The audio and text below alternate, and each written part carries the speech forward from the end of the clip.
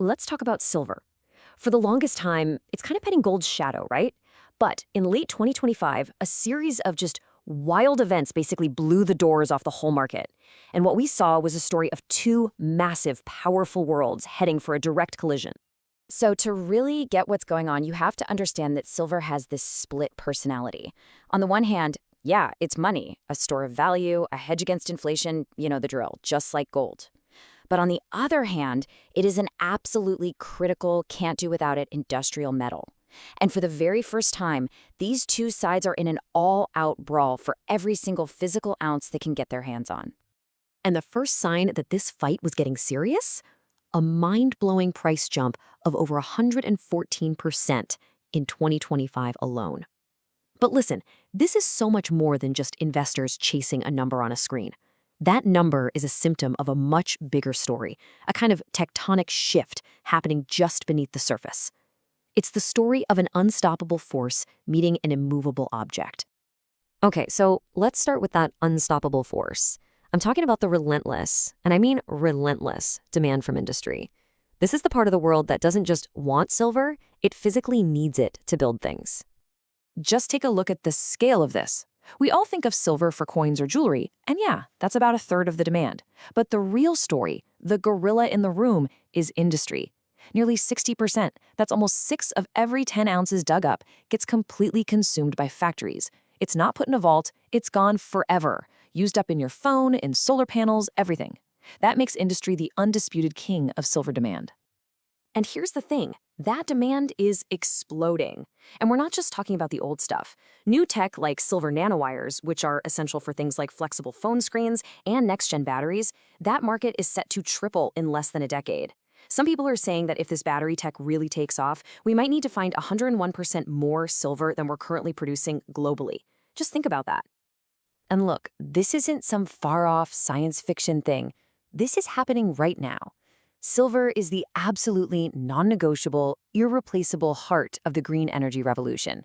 Solar panels, electric vehicles, 5G, they all need it. This demand is baked in, it's often mandated by governments, and frankly, it doesn't care about the price. Industry will pay what it has to pay. And if you want proof that corporations are getting scared, look no further. In October 2025, a giant like Samsung didn't just call their supplier. Oh no. They went and gave a mining company $7 million to reopen a mine that was closed. And the catch? Samsung gets to buy 100% of everything that mine produces for 2 years. This is a massive, flashing red light. The biggest companies are so worried, they're now bypassing the open market just to lock up supply at the source. All right, so that's the unstoppable force. Now let's switch gears and talk about the other side of this collision, the immovable object. And that is the world of finance, where hundreds of billions of dollars worth of silver gets traded every day, almost all of it just on paper, with very little connection to the actual physical metal. Now, the main casino for all this paper trading is a place called the COMEX. The easiest way to think about it is as a giant betting parlor. Banks and hedge funds aren't really trading bars of silver, they're trading contracts, basically paper promises about what silver will be worth in the future. And here's the key. This is where the global price of silver gets set for everyone. But here's the dirty little secret of the whole system. For every single ounce of real physical silver sitting in a COMEX warehouse, there's something like 100 paper claims on it being traded back and forth. The entire market is built on one simple bet, that almost nobody will ever show up and ask for the real metal. It's a great system until it isn't. And the pressure on this fragile system has been building for years. See, back in 2021, the market fell into what's called a structural deficit. All that means is the world started using more physical silver than we were digging out of the ground. By 2025, that had been going on for 5 straight years, and in that time, a cumulative 800 million ounces have been drained from global stockpiles. And the result of that? The amount of silver sitting in COMEX warehouses ready for delivery, their emergency buffer, it had plunged by 70% from its peak in 2020. That immovable object was suddenly looking very, very fragile. Which brings us to the moment of impact. Black Friday, November 2025. This is the moment the unstoppable force of real physical demand slammed headfirst into that fragile paper market. The mood online among traders was just electric.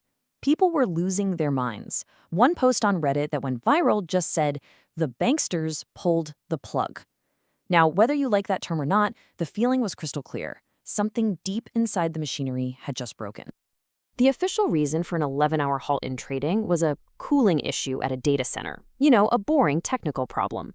But the theory that spread like wildfire through the markets was a lot more explosive. The rumor was that the COMEX had gotten a demand for 400 million ounces of physical silver, realized they couldn't possibly deliver it, and slammed on the emergency brakes to keep the entire system from imploding.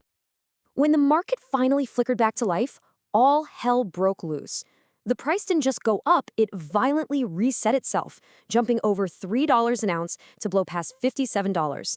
And then the run on the vaults began. Traders didn't want the paper promises anymore. They wanted the metal. The scale of this was just breathtaking. In the first 4 days of trading in December, people demanded physical delivery of 47.6 million ounces of silver. That's in just 4 days. Let me put that into perspective for you. In less than a single week, buyers had laid claim to over 60% of all the deliverable silver in the entire COMEX system. The emergency supply was basically wiped out. This whole collision has created a completely new reality for silver.